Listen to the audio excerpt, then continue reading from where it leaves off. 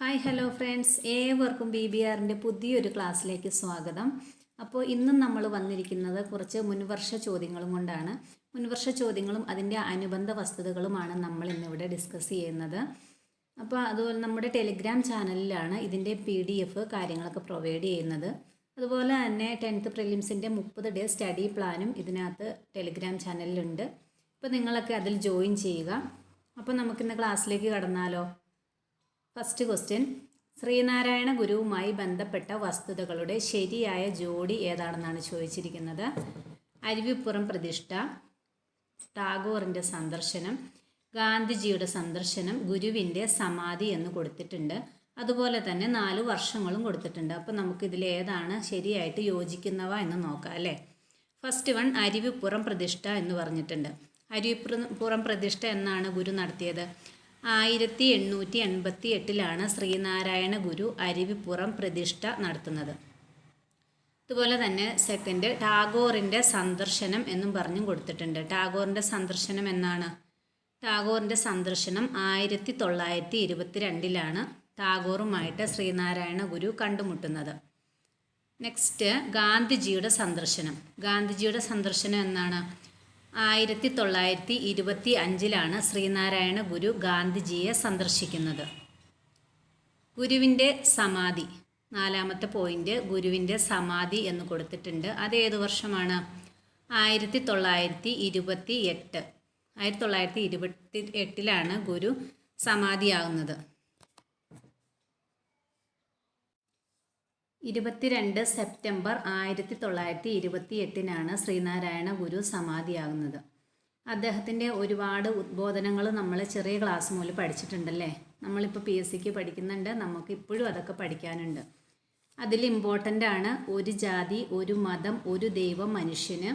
അതുപോലെ തന്നെ വിദ്യ കൊണ്ട് പ്രബുദ്ധരാകുക, സംഘടന കൊണ്ട് ശക്തരാകുക. ഇതൊക്കെ ശ്രീനാരായണ ഗുരുവിൻ്റെ ഉദ്ബോധനങ്ങളാണ്. ഇതെല്ലാം ഇതുപോലെ ഒരുപാടുണ്ട്. അതുപോലെ തന്നെ തപാൽ സ്റ്റാമ്പിൽ പ്രത്യക്ഷപ്പെട്ട ആദ്യ മലയാളിയാണ് ശ്രീനാരായണ ഗുരു. അങ്ങനെ ഒരുപാട് പ്രത്യേകതകളുള്ള ഒരു വിശിഷ്ട വ്യക്തിയായിരുന്നു അദ്ദേഹം. അപ്പോൾ അദ്ദേഹത്തിൻ്റെ കൂടുതൽ പോയിന്റുകൾ പഠിക്കുക. അപ്പോൾ നമുക്ക് നെക്സ്റ്റ് ചോദ്യത്തിലേക്ക് പോയാലോ. നെക്സ്റ്റ് ചോദ്യം, പണ്ഡിറ്റ് KP കറുപ്പൻ സ്ഥാപിച്ച സംഘടനകൾ കണ്ടെത്തുക എന്നാണ് പറഞ്ഞിരിക്കുന്നത്. പണ്ഡിറ്റ് KP കറുപ്പൻ്റെ സംഘടനകൾ ഏതൊക്കെയാണ്? സമത്വ സമാജം കൊടുത്തിട്ടുണ്ട്, അരയ സമുദായം കൊടുത്തിട്ടുണ്ട്, ജ്ഞാനോദയ സഭ, കൊച്ചി പുലയ മഹാസഭ. ഇങ്ങനെ 4 ഓപ്ഷനാണ് കൊടുത്തിരിക്കുന്നത്. ഇതിലേതൊക്കെയാണ് പണ്ഡിറ്റ് KP കറുപ്പൻ സ്ഥാപിച്ച സംഘടനകൾ? അരയ സമാജം പണ്ഡിറ്റ് KP കറുപ്പൻ്റെയാണ്. അതുപോലെ തന്നെ ജ്ഞാനോദയ സഭ അദ്ദേഹത്തിൻ്റെയാണ്. കൊച്ചി പുലയ മഹാസഭയും പണ്ഡിറ്റ് KP കറുപ്പനുമായി ബന്ധപ്പെട്ടതാണ്. സമത്വ സമാജം ആരുടെയാണ്? സമത്വ സമാജം വൈകുണ്ഠ സ്വാമികളുടേതാണ്. നമുക്ക് അടുത്ത ചോദ്യം നോക്കാം. PT ഭട്ടതിരിപ്പാടുമായി ബന്ധപ്പെട്ടിട്ടുള്ള പ്രസ്താവനകൾ കണ്ടെത്തുക എന്നാണ് പറഞ്ഞിരിക്കുന്നത്. നമുക്ക് പ്രസ്താവനകൾ ഒന്ന് വായിച്ചു നോക്കാം അല്ലേ. അപ്പോൾ പ്രസ്താവന 1ാമത്തെ നോക്കാം. നാനാജാതി മതസ്ഥർ ഒന്നിച്ച് താമസിക്കുന്ന കൊടുമുണ്ട കോളനി എന്ന ആശയം BT ഭട്ടതിരിപ്പാടുമായി ബന്ധപ്പെട്ടതാണെന്ന് കൊടുത്തിട്ടുണ്ട്. കോശാ ബഹിഷ്കരണം അദ്ദേഹത്തിൻ്റേതാണെന്നും കൊടുത്തിട്ടുണ്ട്. വിധവാ വിവാഹത്തിന് തുടക്കം കുറിച്ചു, മിശ്ര വിവാഹത്തിന് തുടക്കം കുറിച്ചു. ഇതിൽ തന്നെ ആൻസർ പറഞ്ഞിട്ടുണ്ട്, എല്ലാം ശരിയാണെന്ന് കൊടുത്തിട്ടുണ്ട്. അപ്പോൾ ഈ പോയിന്റുകളെല്ലാം തന്നെ VT ഭട്ടതിരിപ്പാടുമായി ബന്ധപ്പെട്ടിട്ടുള്ള പോയിന്റുകളാണ്. നമുക്ക് ഒന്നോടെ നോക്കാം. നാനാജാതി മതസ്ഥർ ഒന്നിച്ച് താമസിക്കുന്ന കൊടുമുണ്ട കോളനി എന്ന ആശയം VT ഭട്ടതിരിപ്പാടുമായി ബന്ധപ്പെട്ടിരിക്കുന്നു. ഘോഷാ ബഹിഷ്കരണവും അദ്ദേഹത്തിൻ്റെ തന്നെയാണ്. വിധവാ വിവാഹത്തിന് തുടക്കം കുറിച്ചതും ആരാണ്? VT ഭട്ടതിരിപ്പാട് തന്നെയാണ്. അതുപോലെ തന്നെ മിശ്ര വിവാഹത്തിന് തുടക്കം കുറിച്ചതും ആരാണ്? VT ഭട്ടതിരിപ്പാടാണ്. അപ്പോൾ നമുക്ക് അദ്ദേഹവുമായി ബന്ധപ്പെട്ട 1-2 പോയിന്റുകൾ നോക്കാം. VT ഭട്ടതിരിപ്പാട് കറുത്ത പട്ടേരി എന്നറിയപ്പെടുന്നു. അദ്ദേഹത്തിൻ്റെ ജനനം 1896 മാർച്ച് 26 എന്നാണ് അദ്ദേഹം ജനിച്ചത്? 1896 മാർച്ച് 26 VT ഭട്ടതിരിപ്പാട് ജനിക്കുന്നത്. അദ്ദേഹം മരണപ്പെടുന്നത് 1982 ഫെബ്രുവരി 12 അദ്ദേഹത്തിൻ്റെ പിതാവ് ആരാണ്? മേഴത്തൂർ തുപ്പൻ ഭട്ടതിരിപ്പാടാണ് PT ഭട്ടതിരിപ്പാടിൻ്റെ പിതാവ്. അതുപോലെ മാതാവ് ആരാണെന്ന് ചോദിച്ചാൽ ശ്രീദേവി അന്തർജനമാണ് മാതാവ്. അദ്ദേഹത്തിൻ്റെ വീട്ടുപേരാണ് രസിക സദനം. എന്താണ് വീട്ടുപേര്? VT ഭട്ടതിരിപ്പാടിൻ്റെ വീട്ടുപേരാണ് രസിക സദനം എന്ന് പറയുന്നത്. അദ്ദേഹത്തിൻ്റെ പ്രശസ്തമായിട്ടുള്ള ഒരു ആത്മകഥ ഉണ്ടല്ലോ, നമ്മളോട് എപ്പോഴും PS റിപ്പീറ്റ് ചെയ്ത് ചോദിക്കുന്ന ഒരു ആത്മകഥ. അതേതാണെന്നറിയോ? കണ്ണീരും കിനാവും. അദ്ദേഹം കണ്ണീരും കിനാവും എന്ന ആത്മകഥ അദ്ദേഹം രചിച്ചതാണ്.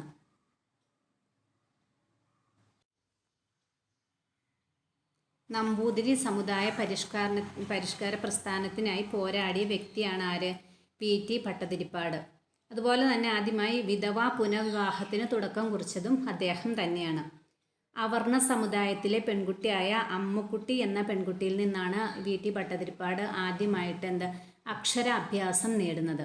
ആ പെൺകുട്ടിയിൽ നിന്നാണ് അദ്ദേഹം ആദ്യമായിട്ട് അക്ഷരാഭ്യാസം നേടുന്നത്. അമ്മുക്കുട്ടി എന്ന പെൺകുട്ടി ഒരു തീയാടി സമുദായത്തിൽപ്പെട്ട പെൺകുട്ടിയായിരുന്നു.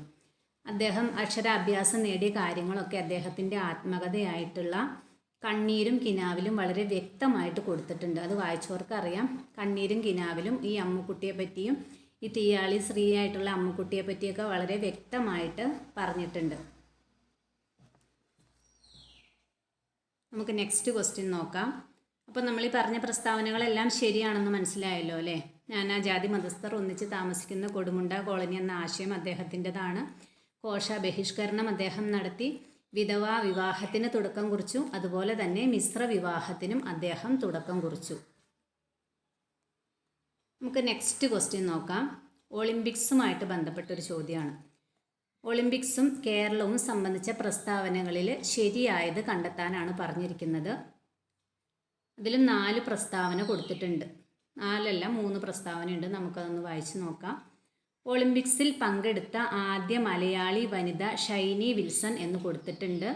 ഒളിമ്പിക്സ് മെഡൽ നേടുന്ന രണ്ടാമത്തെ മലയാളി PR ശ്രീജേഷ് എന്ന് പറഞ്ഞു കൊടുത്തിട്ടുണ്ട്.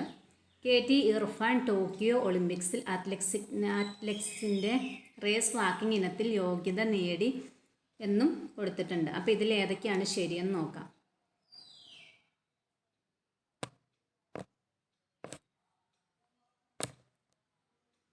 ഒളിമ്പിക്സിൽ പങ്കെടുത്ത ആദ്യ മലയാളി വനിത ഷൈനി വിൽസൺ ആണെന്ന് പറഞ്ഞു കൊടുത്തിട്ടുണ്ട്. ഈ പ്രസ്താവന ശരിയാണോ?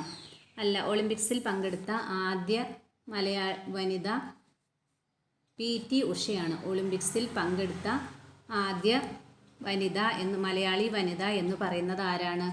PT ഉഷയാണ്. അപ്പോൾ ഈ പ്രസ്താവന തെറ്റാണ്.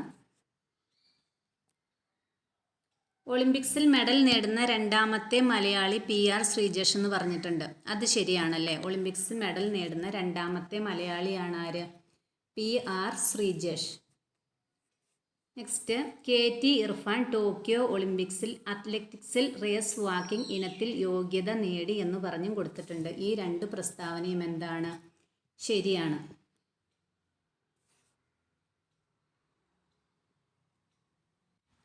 അപ്പോൾ നമുക്ക് ഒളിമ്പിക്സിനെ പറ്റിയും PT ഉഷയെ പറ്റിയൊക്കെ 1-2 കാര്യങ്ങൾ നോക്കാം. എത്ര വർഷം കൂടുമ്പോഴാണ് ഒളിമ്പിക്സ് നടക്കുന്നത്? ഒളിമ്പിക്സ് 4 വർഷം കൂടുമ്പോഴാണ് നടക്കുന്നത്. ഇപ്പോൾ ഈ ഇടയ്ക്ക് ഒരു ഒളിമ്പിക്സ് കഴിഞ്ഞുള്ളൂ അല്ലേ? Paris Olympics.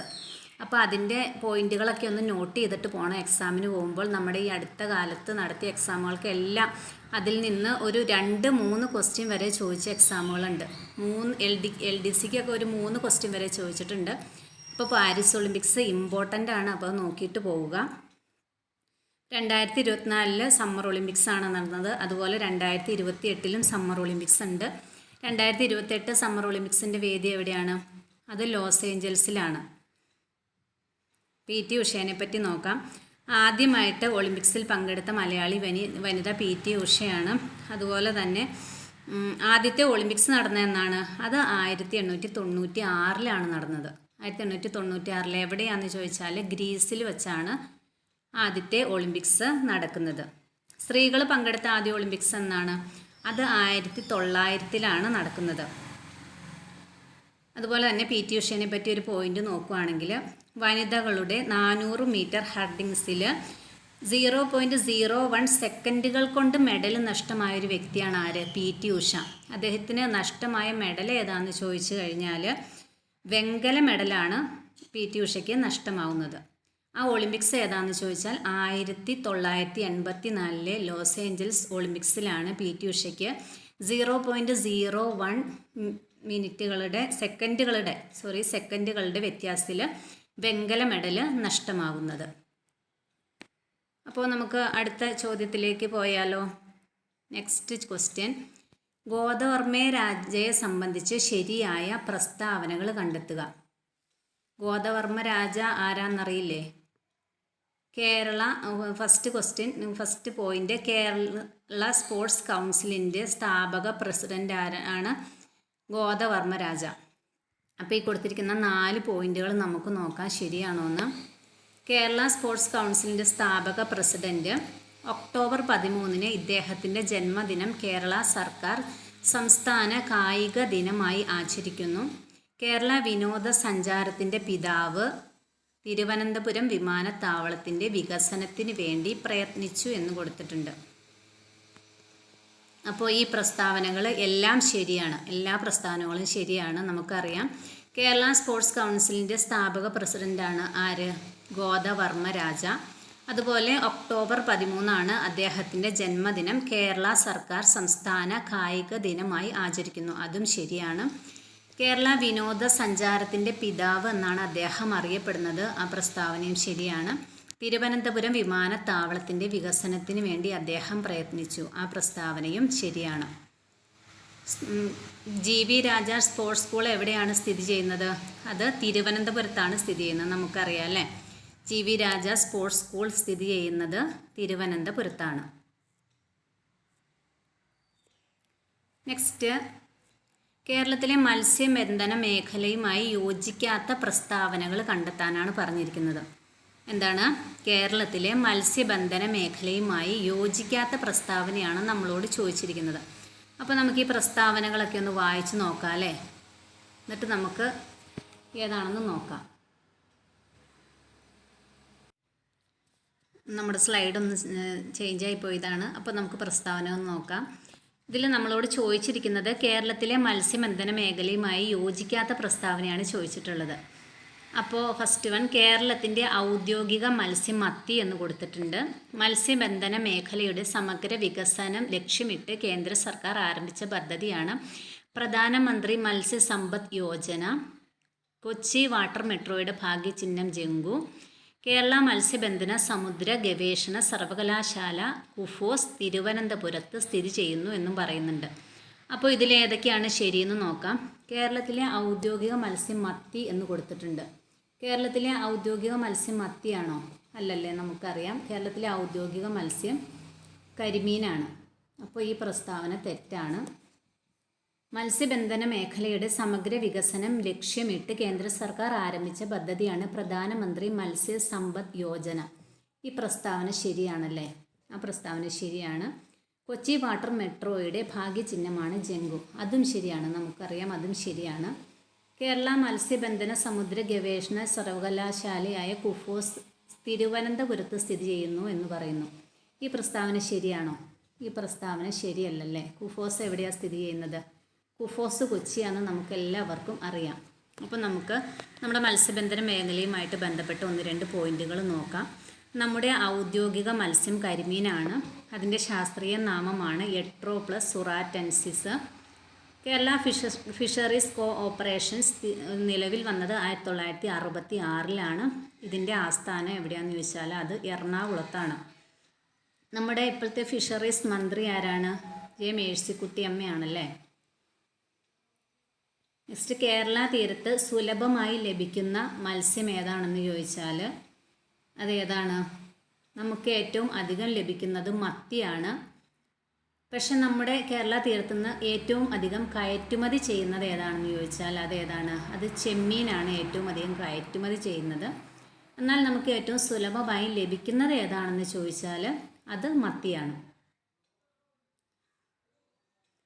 അപ്പോൾ കടലിനെ ആശ്രയിച്ച് കഴിയുന്നവർ ഏറ്റവും കൂടുതലുള്ളത് എവിടെയാണ്? അത് തിരുവനന്തപുരത്താണ്. ഉൾനാടൻ മത്സ്യബന്ധനം ഏറ്റവും കൂടുതലുള്ളത് എവിടെയാണെന്ന് ചോദിച്ചാൽ അത് എറണാകുളത്താണ്. ഏറ്റവും കൂടുതൽ മത്സ്യത്തൊഴിലാളികൾ ഉള്ളത് എവിടെയാണെന്ന് ചോദിച്ചാൽ അത് ആലപ്പുഴയാണ്. അപ്പോൾ നമുക്ക് ആ പോയിന്റുകൾ ഒന്നുകൂടി പറയാം, ശ്രദ്ധിക്കണം, അല്ലെങ്കിൽ അത് നമുക്ക് മാറിപ്പോകും. ഏറ്റവും കൂടുതൽ മത്സ്യത്തൊഴിലാളികൾ ഉള്ളത് എവിടെയാണെന്ന് ചോദിച്ചാൽ അത് ആലപ്പുഴയാണ്. ഉൾനാടൻ മത്സ്യത്തൊഴിലാളികൾ ഏറ്റവും കൂടുതലുള്ളത് എവിടെയാണെന്ന് ചോദിച്ചാൽ അത് എറണാകുളത്താണ്. കടലിനെ ആശ്രയിച്ച് കഴിയുന്നവർ ഏറ്റവും കൂടുതലുള്ളത് എവിടെയാണെന്ന് ചോദിച്ചാൽ അത് തിരുവനന്തപുരത്താണ്. ഏറ്റവും വലിയ മത്സ്യത്തൊഴിലാളി ഫ്ലാറ്റ് സമുച്ചയം നിലവിൽ വരുന്നത് എവിടെയാണെന്ന് ചോദിച്ചാൽ അതെവിടെയാണ്? അത് ആലപ്പുഴയാണ് നിലവിൽ വരുന്നത്. ഏറ്റവും കൂടുതൽ മത്സ്യസമ്പന്നമായ നദി ഏതാണ്?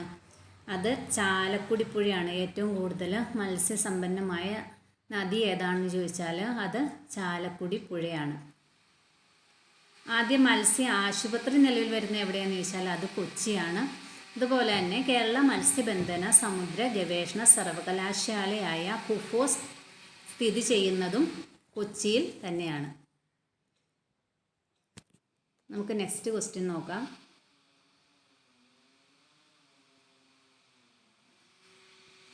കേരളത്തിലെ ദേശീയോദ്യാനങ്ങളെ സംബന്ധിച്ച് ശരിയായ പ്രസ്താവന കണ്ടെത്തുക. ലോക പൈതൃക പട്ടികയിൽ ഉൾപ്പെട്ട ദേശീയോദ്യാനമാണ് ഇരവികുളം ദേശീയോദ്യാനം എന്ന് പറഞ്ഞിട്ടുണ്ട്. ഏറ്റവും കൂടുതൽ ജൈവ വൈവിധ്യമുള്ള ദേശീയോദ്യാനമാണ് സൈലൻറ്റ് വാലി. കേരളത്തിലെ ഏറ്റവും ചെറിയ ദേശീയോദ്യാനമാണ് പാമ്പാടും ചോല എന്നും പറഞ്ഞിട്ടുണ്ട്. അപ്പോൾ ഇതിൽ ശരിയായിട്ടുള്ള പ്രസ്താവനയാണ് ചോദിച്ചിരിക്കുന്നത്. ഈ പ്രസ്താവനകളെല്ലാം തന്നെ ശരിയാണല്ലേ? നമുക്കൊന്ന് നോക്കാം. ലോക പൈതൃക പട്ടികയിൽ ഉൾപ്പെട്ട ദേശീയോദ്യാനമാണ് ഇരവികുളം. ആ പ്രസ്താവന ശരിയല്ലേ? ആ പ്രസ്താവന ശരിയാണ്. അതുപോലെ ഏറ്റവും കൂടുതൽ ജൈവ വൈവിധ്യമുള്ള ദേശീയോദ്യാനം ഏതാണെന്ന് ചോദിച്ചാൽ അതേതാണ്? അത് സൈലൻറ്റ് വാലിയാണ്. അത് നമുക്കറിയാം. അതും ശരിയായ പ്രസ്താവനയാണ്. കേരളത്തിലെ ഏറ്റവും ചെറിയ ദേശീയോദ്യാനം ഏതാണെന്ന് ചോദിച്ചാൽ അതേതാണ്? അത് പാമ്പാടും ചോലയാണ്. അപ്പോൾ നമുക്ക് ഈ ദേശീയോദ്യാനവുമായിട്ട് ബന്ധപ്പെട്ട് 1-2 പോയിന്റുകൾ നോക്കാം. നമുക്ക് ആകെ 6 ദേശീയോദ്യാനങ്ങളാണുള്ളത്. എന്നാൽ PSC ഉത്തര സൂചിക പ്രകാരം 5 ദേശീയോദ്യാനമാണ് നമ്മുടെ കണക്കനുസരിച്ചേ ഉള്ളൂ. നമ്മുടെ PSCയുടെ ആൻസർ കീയിൽ നമ്മൾ 5ആണ് കൊടുക്കേണ്ടത്. അപ്പോൾ ഈ 5 ദേശീയോദ്യാനങ്ങളിൽ 4 സ്ഥിതി ചെയ്യുന്ന എവിടെ തന്നെയാണ്? ഇടുക്കി ജില്ലയിൽ തന്നെയാണ് 4 സ്ഥിതി ചെയ്യുന്നത്. ഒരെണ്ണം മാത്രമാണ് ഇവിടെ പാലക്കാട് ജില്ലയിൽ സ്ഥിതി ചെയ്യുന്നുള്ളൂ. അതേതാണ്? Silent Valley. പാലക്കാട് ജില്ലയിലെ മണ്ണാർക്കാട് താലൂക്കിലാണ് സൈലൻറ്റ് വാലി സ്ഥിതി ചെയ്യുന്നത്. ബാക്കിയെല്ലാം ഇവിടെ തന്നെയാണ്. ബാക്കിയെല്ലാം ഇടുക്കി ജില്ലയിൽ തന്നെയാണ് സ്ഥിതി ചെയ്യുന്നത്. ഏറ്റവും ആദ്യത്തെ ദേശീയോദ്യാനം ഏതാണ്? ഏറ്റവും ആദ്യത്തെ ദേശീയോദ്യാനമാണ് ഇരവികുളം. ഇരവികുളം ദേശീയോദ്യാനം എന്നാണ് നിലവിൽ വന്നതെന്ന് ചോദിച്ചാൽ അത് 1978 ഏറ്റവും ആദ്യത്തേതും ഏറ്റവും വലുതുമാണ് ഇരവികുളം നാഷണൽ പാർക്ക്. അതുപോലെ തന്നെ സൈലൻറ്റ് വാലി സ്ഥിതി ചെയ്യുന്ന പാലക്കാട് ജില്ലയിലാണ്. സൈലൻറ്റ് വാലി നിലവിൽ വന്നത് 1984 അത് ഉദ്ഘാടനം ചെയ്യുന്നത് 1985 രാജീവ് ഗാന്ധിയാണ് ഉദ്ഘാടനം ചെയ്യുന്നത്. 1984 ഇന്ദിരാഗാന്ധിയാണ് ദേശീയ ഉദ്യാനമായിട്ട് സൈലൻറ്റ് വാലിയെ പ്രഖ്യാപിക്കുന്നത്. അതുപോലെ തന്നെ ബാക്കി വരുന്നതാണ് പാമ്പാടും ചോല, മയിലാടും പാറ, ആനമുടി ചോല. ഇത് 3. ആനമുടിച്ചോല, മതികെട്ടാൻ ചോല, പാമ്പാടും ചോലയാണ്. ഞാൻ ആദ്യം മയിലാടും ചോല എന്നാണ് പറഞ്ഞത്, സോറി. അപ്പോൾ ഇത് 3 നിലവിൽ വന്ന ഏത് വർഷമാണെന്ന് ചോദിച്ചാൽ അത് 2003 ഇത് 3 എവിടെയാണ്? ഇടുക്കി ജില്ലയിൽ തന്നെയാണ് സ്ഥിതി ചെയ്യുന്നത്. 2003 തന്നെയാണ് ഇതെല്ലാം നിലവിൽ വന്നത്. അതുപോലെ തന്നെ ഇതിലെ ഏറ്റവും ചെറുത് ഏതാണെന്ന് ചോദിച്ചാൽ അത് പാമ്പാടും ചോലയാണ്. ഓക്കെ. അപ്പോൾ നിങ്ങൾക്ക് എന്തെങ്കിലും കാര്യങ്ങൾ സംശയം ഉണ്ടെങ്കിൽ അത് നമുക്ക് കമൻ്റായിട്ട് നമുക്ക് രേഖപ്പെടുത്താവുന്നതാണ് നമ്മളോട്. അപ്പോൾ അതിൻ്റെയൊക്കെ നമ്മൾ റിപ്ലൈ തരുന്നതായിരിക്കും. അപ്പോൾ ക്ലാസ്സുകളൊക്കെ ഇഷ്ടമാകുന്നുണ്ടെങ്കിൽ എല്ലാവരും ലൈക്ക് ചെയ്യുക, ഷെയർ ചെയ്യുക. അപ്പോൾ എല്ലാവർക്കും നല്ലത് മാത്രം വരട്ടെ എന്ന് ആശംസിച്ചുകൊണ്ട് വീണ്ടും മറ്റൊരു ക്ലാസ്സുമായി കാണാമെന്ന വിശ്വാസത്തിൽ ഓക്കെ, ബൈ.